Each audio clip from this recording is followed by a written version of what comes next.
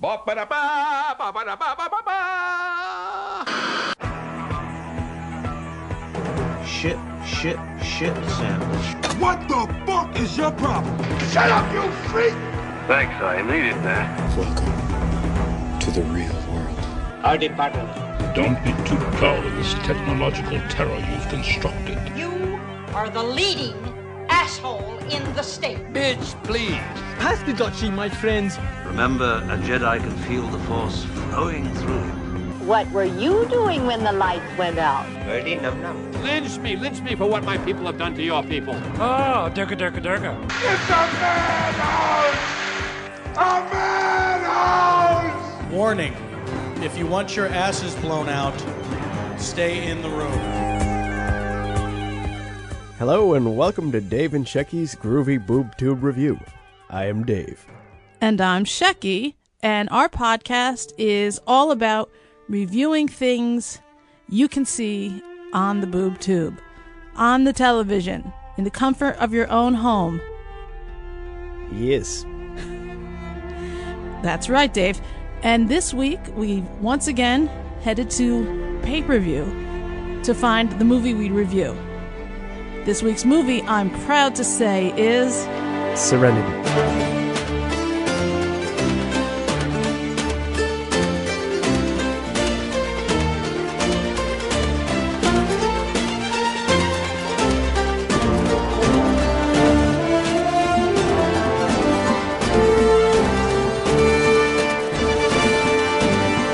Shiny.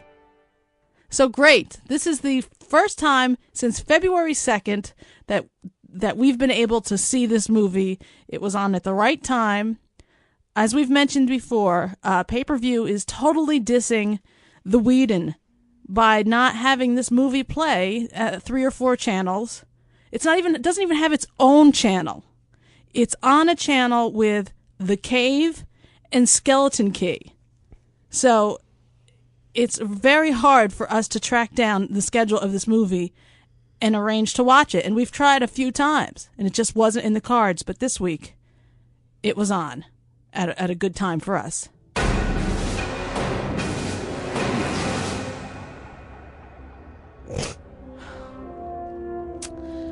We'll have to stop and say Dave is not feeling well today. I'm all right. I'll be all right. Well, I see you're talkative already. Yeah, I was just waiting for the opportune moment. Okay. So, it was Dave's week to choose, but the truth of the matter was that Serenity was on at noon, and I was like, Dave, let's just jump on it. Let's just grab it while we can. And so we ordered Serenity. I'm not a sci-fi guy. As you've said before. So I wouldn't have picked this in the first place. You would never have picked this? No. Interesting. I would recommend it once I did pick it. Okay. Once you picked it, rather. Once I demanded you pick it. Once it was picked. So let's give a little short outline of what this movie's about. A couple years ago, Joss Whedon of Buffy and Angel fame came up with this idea for a television show called Firefly, and it was to air on Fox. And as most everybody knows, Fox sucks, and they don't know a good show. I'd say 70% of the time when they have a good show, they do whatever they can to ruin it. And that's what they did to this one, to Firefly. They played it out of sequence. They didn't like the pilot. They thought the pilot wasn't action-filled enough for them. So then they went with the second show. Another prime example of that is The Family Guy. Exactly, The Family Guy and Arrested Development. You know, there's all these shows that people really love that Fox seems to be like, okay, well, bye-bye. And Firefly was one of them. And I have the entire first season on DVD, and I watched them. The past couple days, I've watched every episode. I mean, how good does a show have to be for someone to sit there for 6 hours for 2 days in a row and watch every episode? I mean, it's a damn good show. So Fox canceled it. There was a bunch of uproar. There was a huge uproar from fans of Firefly and of Joss Whedon. And Joss Whedon put together this movie. Put together the movie Serenity. So when we started watching it, Serenity, by the way, is the name of the ship. Firefly is the class of the ship. Eh? Okay, Firefly is the class of the ship. Who knew? I did. How do you know? Because they mention it in the show. Yeah. And Serenity... So are they assuming that... I'm sorry to interrupt you, but are they assuming fine. that most people are familiar with the series when they see this movie? No, I think, as a matter of fact, when you watch this is the second time I've seen the movie. When I watched it this time, I looked for, do you have to be a fan of the show? Do you have to have seen all the episodes? And the truth is you don't. They pretty much drop in hints. In the beginning, in the first couple of scenes where Simon is rescuing River from the government, it's very subtle. He grabs her. He says, "It's Simon, your brother."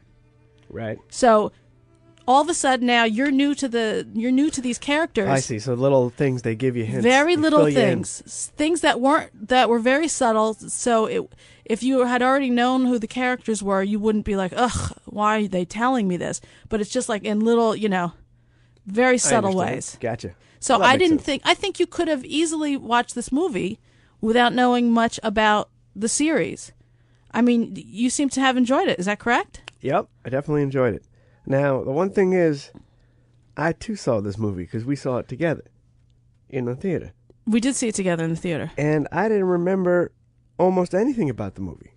When I watched it again, I was like watching it for the first time. So I don't know if that's me or if it's the movie, but usually I remember movies pretty well. Well, I also think that I think what you're getting to is that it's somewhat of a different version than we saw in the movie theater. Very tricky.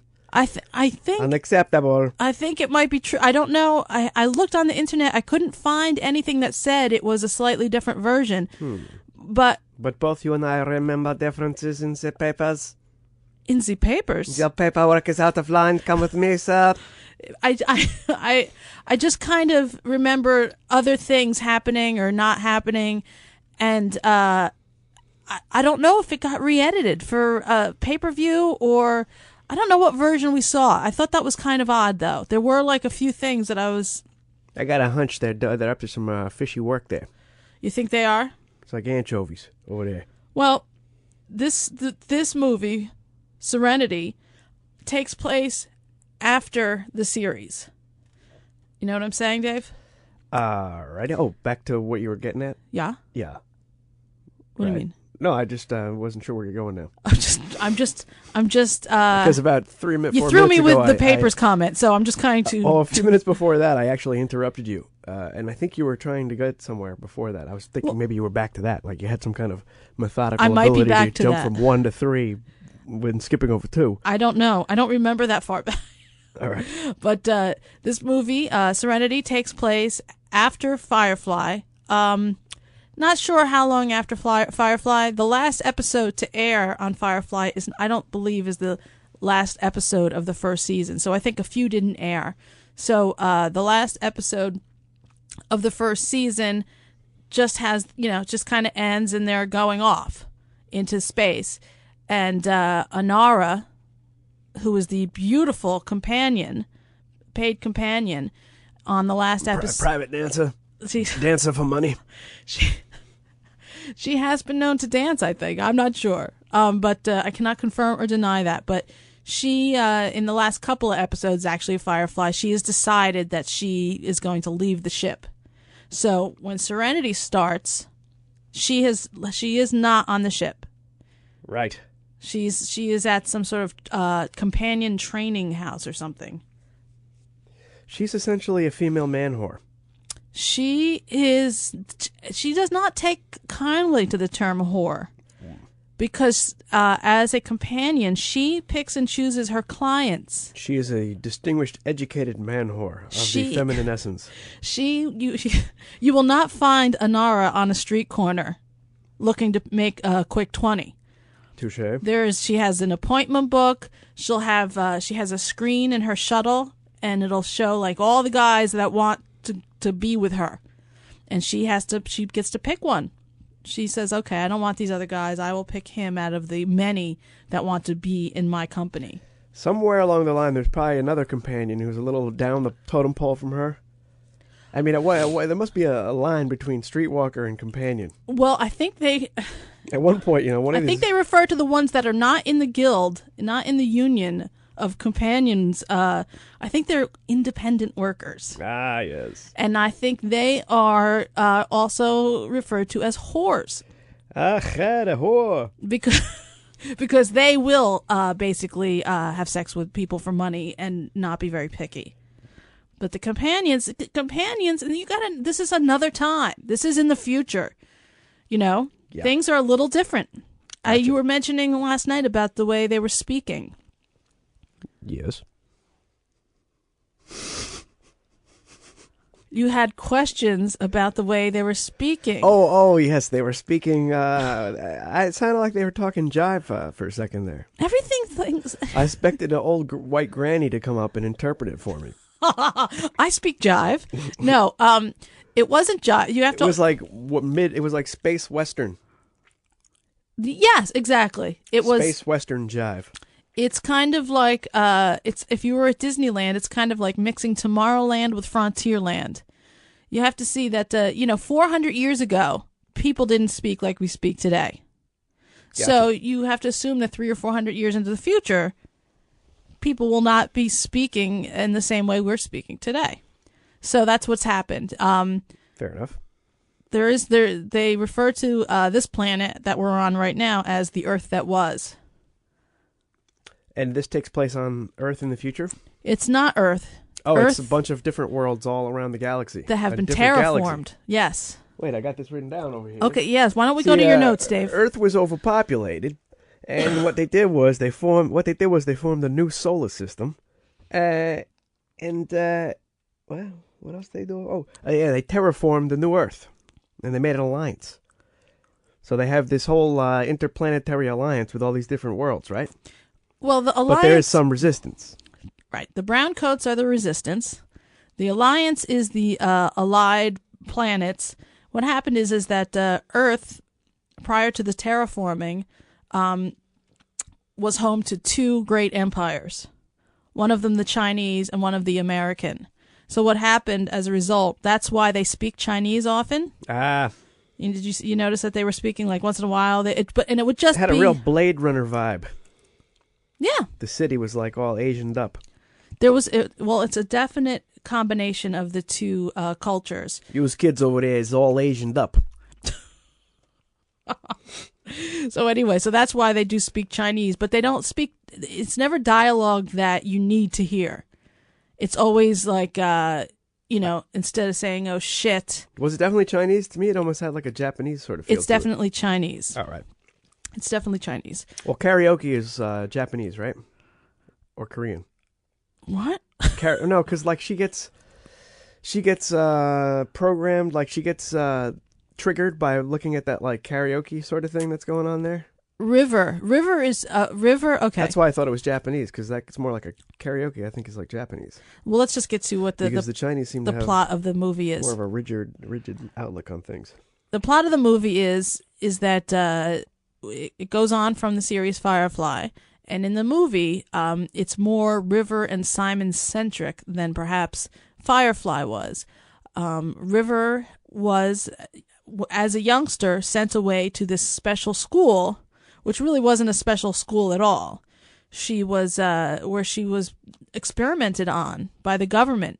They've taken out parts of her brain. You find that out in the show. They've really messed with her, and so she's a psychic. She is also very well skilled in guns and martial arts and everything. And she's kind of like she's almost like a sleeper cell unto herself. I'd just like to say one thing. What? We've been talking for 14 minutes now. Uh-huh. And give or take. Yeah. And they were still giving credits at this point in the movie. Insert eye roll here. Right about now, Joss Whedon is being credited as the producer, writer, whatever. Yeah. What are you going to have a whole movie and the credits going 60 minutes into it? That's all I'm going to say. see, this is what happens, and now I'm totally thrown off of my train of thought. Well, I was thrown off my train of thought by seeing them damn credits pop up out of nowhere. I'm getting into the story, and all of a sudden, Joss Whedon. Okay, first of all, we do not speak badly of the Joss Whedon. Well, I like the Whedon, but what is that? He's the Whedon. 15 minutes into the movie, and we're still seeing credits. I don't get it. He is the Whedon. All right. And I hear what you're saying about credits. I personally am a fan of the George Lucas style, where I don't need to see anybody's name till the end. I hear that. Well, because just get it over with before the movie starts. Well, I don't. Yeah, I'm not a fan of opening credits anymore. It takes you out. It's you can't concentrate on more than one thing at once. And yeah, I don't know if it was 15 minutes, but it was certainly at least 10 or 12 minutes in. The credits were still rolling. Yep. And that is it was kind of a downer, but. Well, the thing is, they'll have 4 or 5, 6, 7 minutes in where there's no credits, but then all of a sudden they pop up again. Why don't they just get rid of them in the beginning? I just, you know what? I would have loved to have seen no credits, and then the movie ended, and then you just see Whedon, just like in the old days, and then start with the credits. Yeah, something like that would be better. Anyway, I'm sorry. Anyway, Jesus. So River is now like a sleeper cell unto herself. They're a ragtag bunch. This crew of the Serenity. They go from planet to planet, and they do, in quotation mark, jobs. Some legal, some illegal, some smuggling, some just carrying stuff for people. And so they found themselves at a planet where they're going to get another job, and they all go into this bar to meet their next employer, basically. And River, who always acts a little bit strange because of what she's been through, kind of wanders around this bar. She's touched. She's touched by an uncle. She wanders around the bar, and she looks up at this huge screen.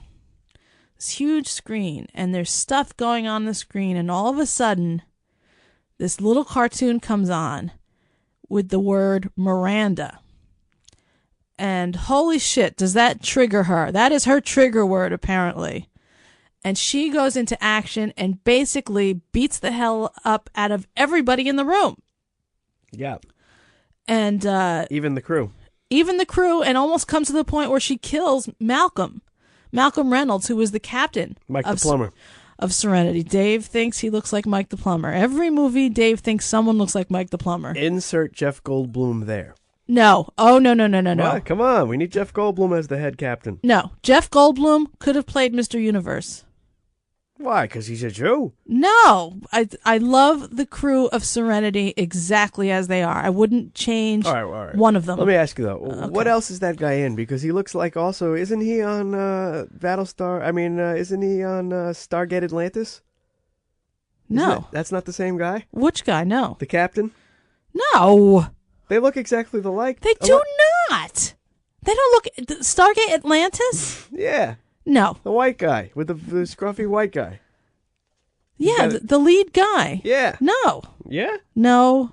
Not even close. I'm telling you. I'm Dave. Classic leading man look. No. Well, for you.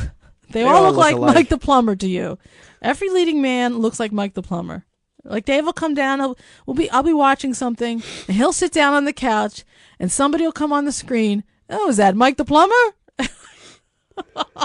Mike the Pluma. Mike the Pluma. Anyway, so River has a freak out, and her brother comes in with a safe word that basically knocks her out. Right. And we find out that the government is, and all throughout Firefly, the government is searching for Simon and River. They are fugitives. They are considered federal fugitives. So, because of what they made her into.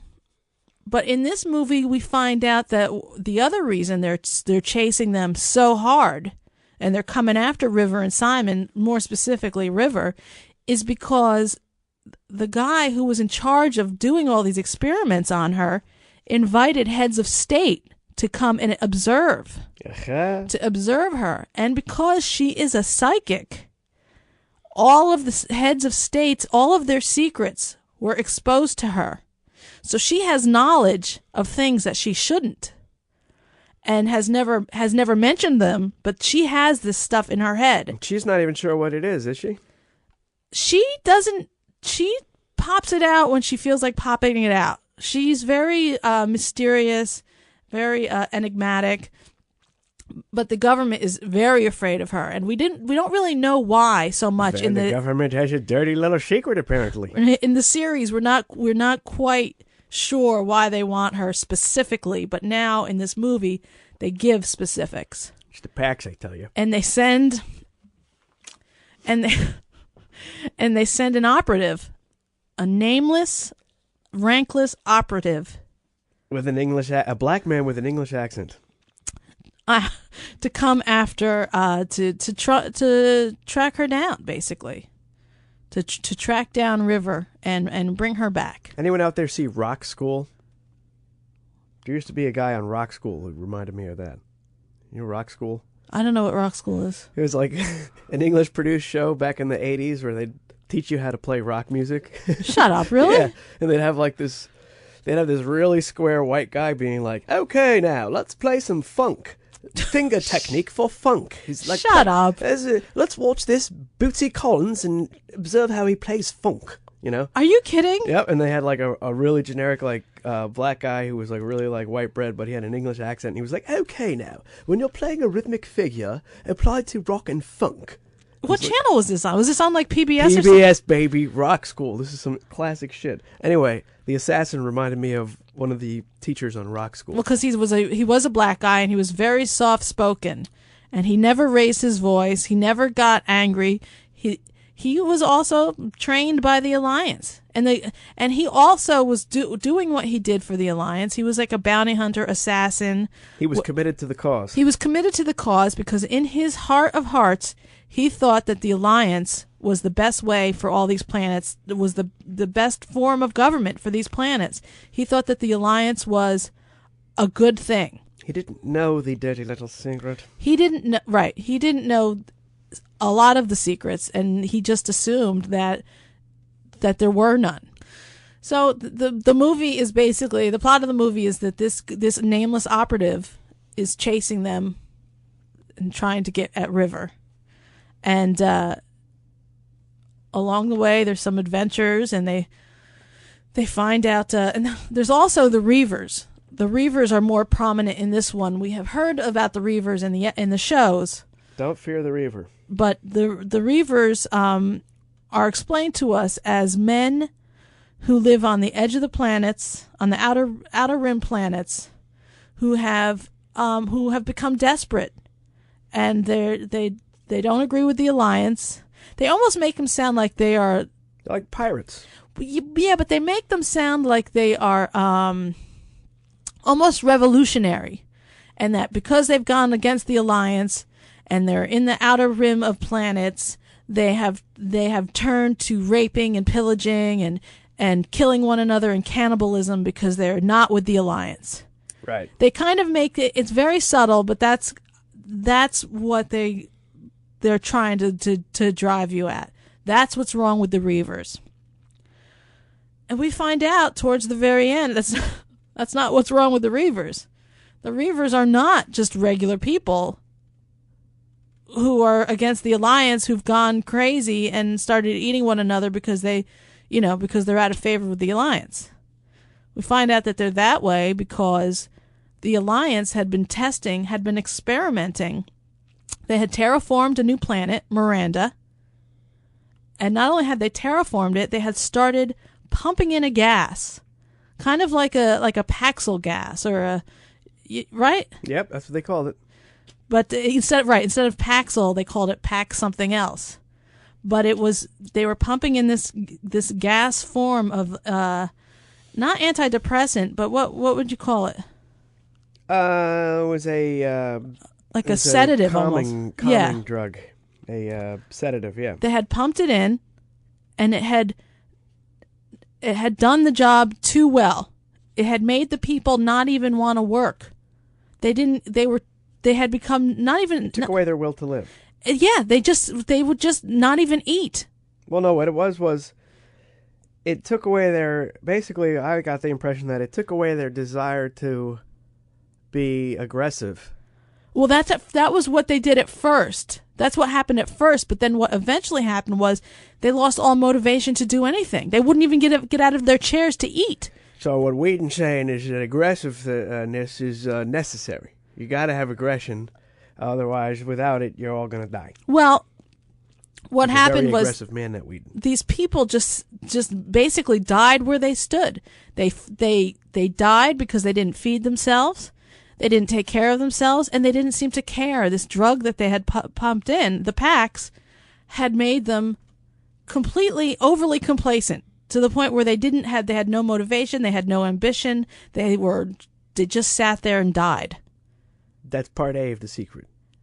But as with any drug, there is a percentage of people who are not affected the proper way. They had the reverse effect. Exactly, and it made them aggressive monsters. And those are the Reavers. Part B of the secret. Part B of the secret. You got a compound secret going on over here. Yeah, well, because the Reavers are a big part of the whole Firefly Serenity existence. You know, the Reavers are the boogeyman. Right, like the Wraith. Kind of like the Wraith, but the Wraith are a whole alien, are an alien race. I like the Wraith. Dave has switched back to Stargate Atlantis. I like Stargate Atlantis just as much as this one. You know what I'm saying? They're both good. Yeah, but this is Stargate. And this one, that one has Momoa. That one does have Jason Momoa, who is on my top 3 list of black men with dreadlocks. That one has Momoa, it's got a J-Lo lookalike, and it's got Mike the Plumber. So what are you missing? What are you saying? We are right now talking about a major motion picture this one released. Didn't have Momoa. It should have had Momoa and Jeff Goldblum and Joaquin Phoenix as the brother. Eh? Joaquin Phoenix as Simon. Simon, the creepy brother. Simon the creepy brother. Exactly. I would like you to read more from your notes because I stood over your notes last night and I was quite astounded by them. Well, I'll only tell you some of them. No, I want you to tell them all. No. Why not? Because some of them are verging on racist. Yeah, that's true. That one I don't want racist. I don't want you to say that one. I don't like credits. That we know. Jeff Goldblum as the ruler of the world. What do you mean, Jeff Goldblum is the ruler of the world? What world? Our world. Joss Whedon loves violins and acoustic guitars. Well, no. Dave, let me talk to you about the music for Firefly, and then David Newman did the Dirty score. Dirty Girl in Love with Brother. Eh? Okay, Dave. Oh, sorry. The music, this score is done by David Newman. And was he related to Randy Newman? The music is supposed to be a mix of Gary Newman. I am going to personally just poke you. Okay, sorry. It's supposed to be a mix of Chinese stringed instruments and something that has a Western flair to it. Ah. So that's where the music comes from, and I think it's great. I think he did a great job on this the score. Well, what I want to know is why didn't they use the theme from Firefly in this movie? I wanted to know that too, and I think some sort of licensing problem. No, it has nothing to do with licensing. I honestly think that he wanted it to not be too much like the TV show, so people wouldn't say, "Well, why didn't you just make a made-for-TV movie?" Gotcha. So I think he just didn't put the song in, though I wish he would have, even after the credits, for people who sit there for the whole credits, throw it in. Just throw it in at the very end so we can raise our lighters to the screen and sing along. You can't take the sky from me, Dave. I wouldn't try. Okay. I wasn't going to do that over there. Over there? Well, you got to... At this point, I want to give a shout out to Adam Baldwin, all right? Because I like that guy. Oh, yes. Ever since My Bodyguard. He was like a hero figure. My Bodyguard is one of the best kids' movies to come out in that era. I think it's 1980, 81, 79. That was classic. Was it after Meatballs? Is he in Meatballs? No, but Chris Makepeace is in Meatballs. He's the kid. Same kid. He's the kid that hires My Bodyguard. Exactly. So it was right around the same time as Meatballs. And, I mean, to be honest, if you haven't seen My Bodyguard with Adam Baldwin, you need to get it. You need to rent it, download it. Put it in your Netflix queue. It's a great movie, and Adam Baldwin is a great actor, a great kid actor in that. Yep. And you know who plays the bad kid? Who's that? Your friend, Chiclet Teeth. Chiclet Teeth. We have a few of those. Matt Dillon. Ah, of course. Tex. He plays the bad kid, and he is bad. He really plays a good asshole because he was an asshole in that movie. Matt Dillon's a great actor, I'm telling you. Yeah, but you know what? I think Adam Baldwin in this movie was incredible in My Bodyguard. And so then we flash forward 20 years, and Adam Baldwin is appearing on Angel. Yep. A Joss Whedon show, as is Gina Torres. The black chick. The black chick, a.k.a. Dave likes to call her the black chick. I know her name to be Zoey. She's the Uhuru of the movie. She is not the Uhuru of the movie. Is it Uhuru or Uhura? Uhura. Because it's Black Uhuru, the group. She is not the Uhura. Uhura is a communication specialist who just sits there and plays the computer. Zoey is a warrior. Ah. Zoey might be the toughest chick in the universe. I wasn't sure what her role was. The toughest chick in the verse, as they would like to say. What do you mean you're not sure what her role is? I don't know. I didn't know what she was all about.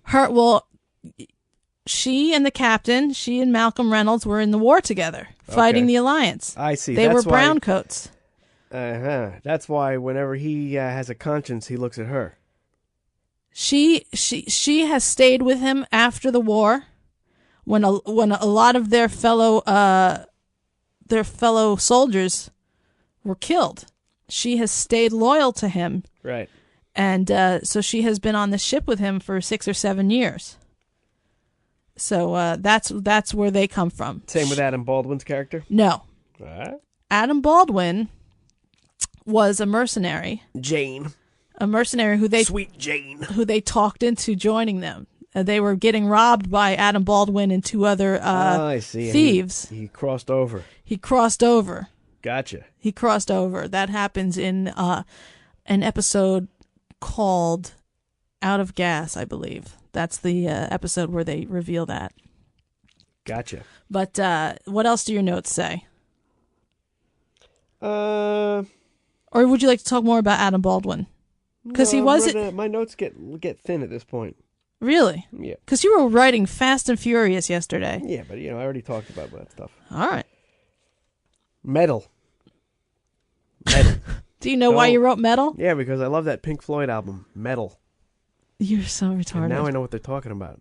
Meddling into people's minds and lives. Right. Keep your filthy paws out of my brain, freak. In a flashback when we have, and you know what the thing is, in the television show they had a different girl playing young River, and I guess maybe she just aged a little bit because it's not the same girl in the movie. This girl's good. The one who plays the little girl. I'm not talking about, no, River is River in the. Who are you talking about? The young River. When she's in the school. River. When she's in the school and she's little, like she's 10 or so. Uh-huh. It's a different girl that plays young River. Well, that's a small detail. Yeah, but it's a detail. And anyway, in a flashback, a River flashback, she's sitting there in a class with all these other kids who I guess are the same as her, are secret weapons basically, or being trained to be. And the teacher's talking about how great the Alliance is and all this other stuff. And River's the only one to pipe up and she says meddle. They're meddling in people's business. And she kind of gets punished for that with some weird brain activity.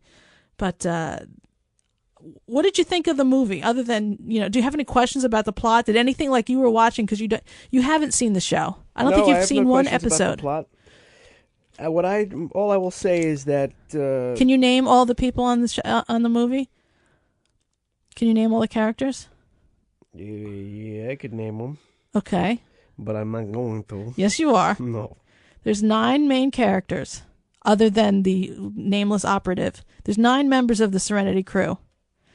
Let's see if you know who they are. You name them, because I don't. Everyone knows I'm going to know them. I don't want to name them. Okay, just say who they are, and I'll tell you what their names are. Adam Baldwin. Jane. You knew that, though. I don't feel like naming them. I'm sorry, you have to. I don't want to name them. Why? I don't want to say. Stuart. Why don't you want to? You don't. I think we should talk about each one. That's what I'm saying. Oh man. Malcolm Reynolds, who's the captain and the owner of Serenity. Mike the plumber. That's you. Who you consider Mike the plumber is Malcolm Reynolds. Mm-hmm. Zoey. She's Jasmine from Angel. She's Jasmine from Angel. That's right. Don't know much about her. Well, I told you she's a then warrior. There's her husband, the guy. Wash. A leaf on the wind. Leaf on the wind. Wash. Then there's. What else has he been in? He looks familiar. He does look familiar. I don't know. He looks like a guy, everyone knows or something. He does kind of look like a guy everyone knows. I like Wash. He's like the smart guy. He's like the smart ass guy. He's a smart ass. Then we've got Shepherd Book. Oh, Venus the Flytrap. No, he's not Venus Flytrap. He's from He's Harris from Barney Miller. Harris, exactly. A very hip, intellectual black cat from Barney Miller. He was one of the best parts about Barney Miller. He was the one black guy in the precinct, and or at least in that detective squad. Who's the other guy? The guy with the glasses? What are you talking about? He's a very funny man. Where, in Barney Miller? Yes. The funny man. The funny man. He's funny. Steve.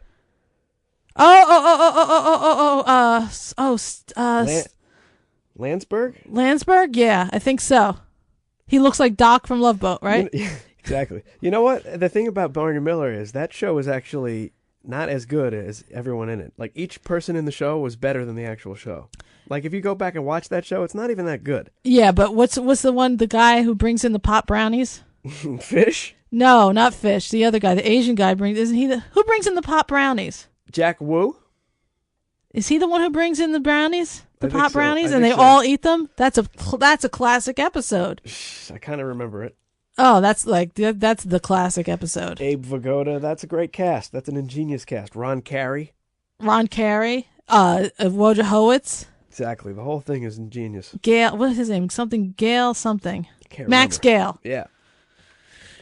That was a great, you're right, the cast is great, and the writing wasn't always great, but I think Harris, Ron Glass, aka Shepherd Book and Serenity, was a highlight. He was a highlight. And he's great in this. He's good. He's really Everybody, great. Who doesn't like Ron Glass? You got to be a racist not to like Ron Glass. All right? That's all I'm saying. You think so? You think people who don't like him are because they're racist? Unless personally Ron Glass has done you wrong, how could you not like Ron Glass? I hear that.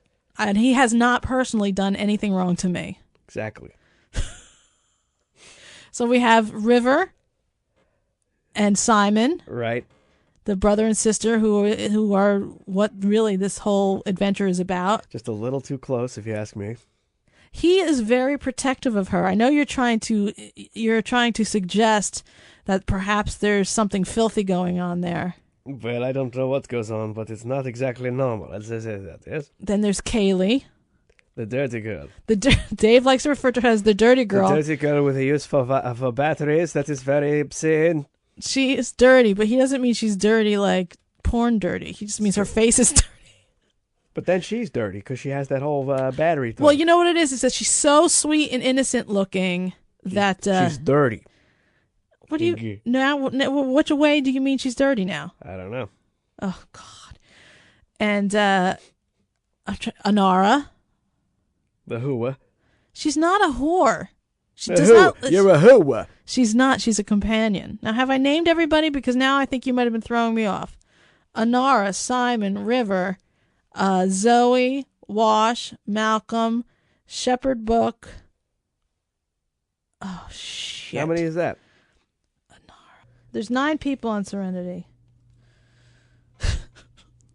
Malcolm, Zoey, Wash, Jane, Simon, River, Shepherd, Kaylee, Inara. I guess I was forgetting Shepherd.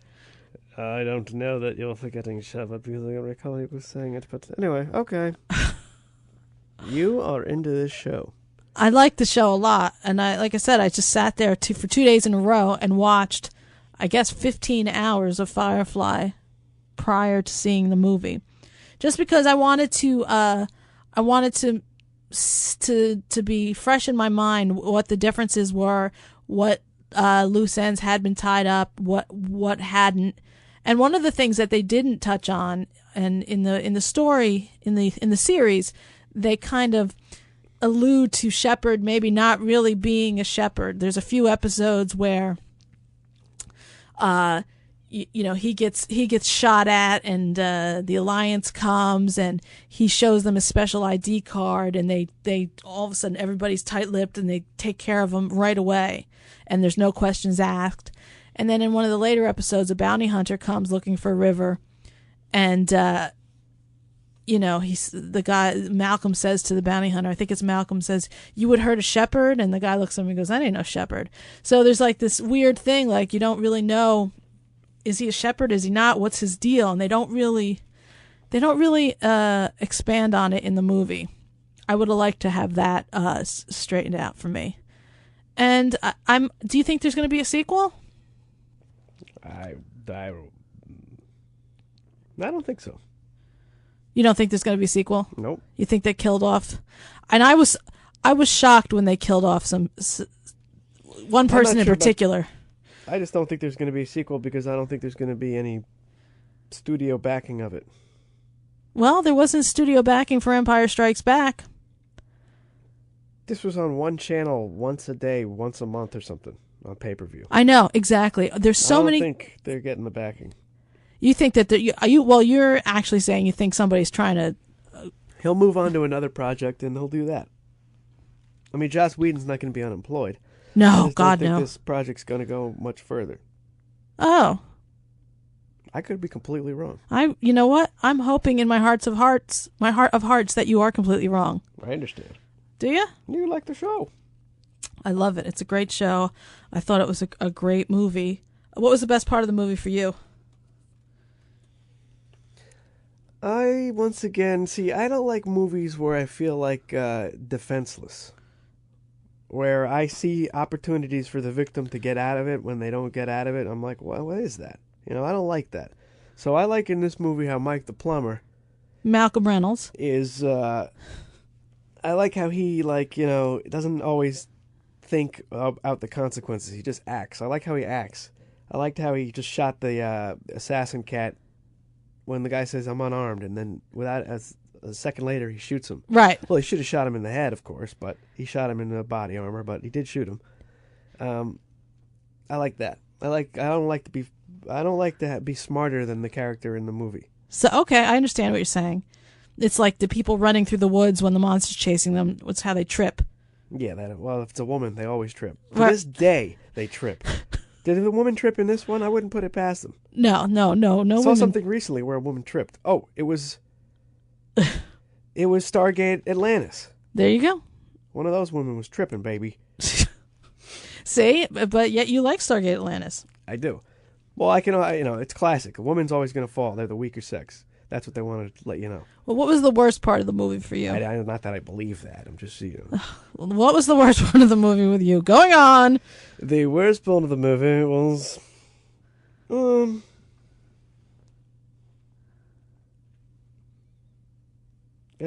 was the worst part for you? I can't even think of a worst part. The worst part of the movie for me was not hearing the song. The worst part of the movie for me was probably killing off the Leaf on a Wind character, Mr. Universe, and Ron Glass. I see no reason for any of those characters to have died. I know. That's the worst part of the movie. It really hurt me. It hurt me to see those people die. I was in tears, as usual, as I am at the end of almost every movie I watch. I was in tears because it was just I don't know. It was kind of unnecessary, but it's the Whedon. You don't question the Whedon. It's true.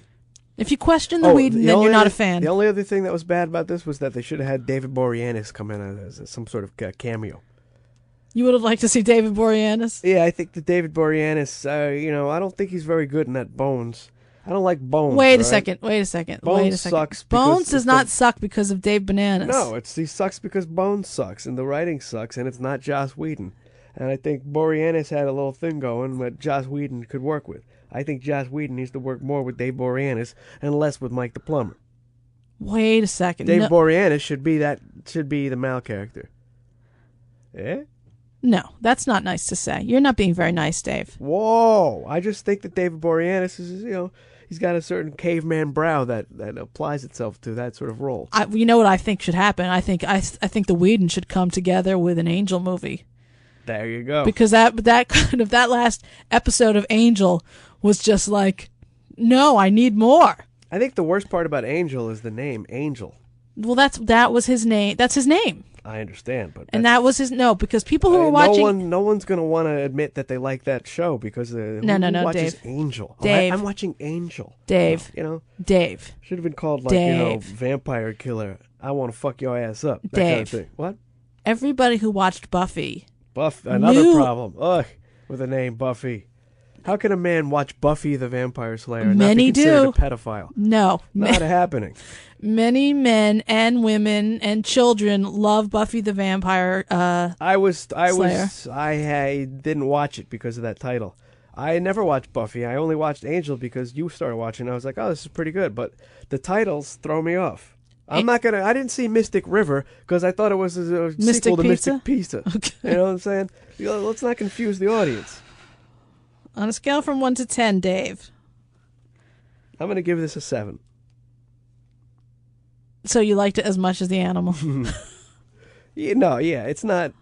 Yeah, exactly. I liked it a lot, though. I'm going to give Serenity a 9.5. Whoa! Only taking away a half point for the death of Ron Glass. I'm taking away a half point for the song not being in it, and for some killing that shouldn't have happened.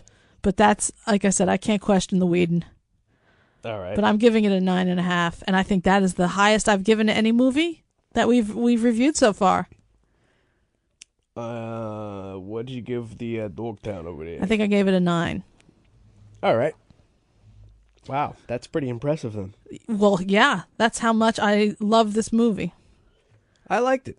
And you just give it a 7. I liked it. You fucker. But I ain't a sci-fi guy. You Goram motherfucker.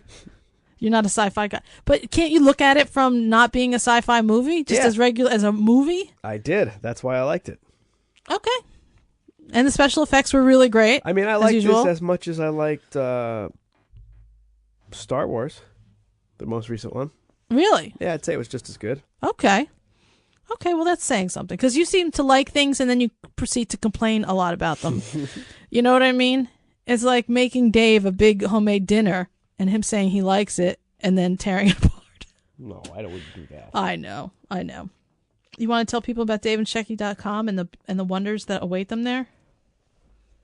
The wonders that await you at daveandshecky.com are very miraculous, wonderful things. Come on down. We're going to have a hell of a time. That's right. No cover charge. No drinks. Bring your own. BYOB. Bring your own B. ONG. What's ONG? Oh, bong. Bring your own bong to daveandshecky.com. BYOB-ONG. I like how you say it and then you end it with the Tony Soprano exhale. Exactly.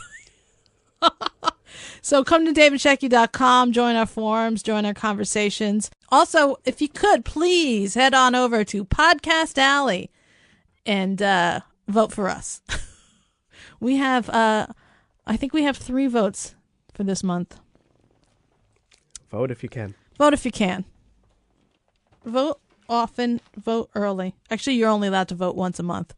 They track you, so they know you're not trying to cheat like the people in the Potomatic Challenge were doing. All right, everybody. This has been Dave. And this has been Shecky.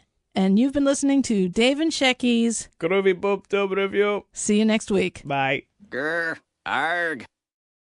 Take my love, take my land, take me where I cannot stand. I don't care I'm still free. You can't take the sky from me. Take me out to the black. Tell them I ain't coming back. Burn the land and boil the sea. You can't take the sky from me.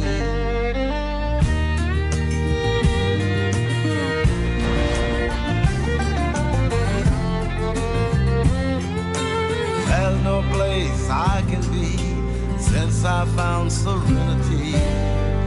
But you can't take the sky from me.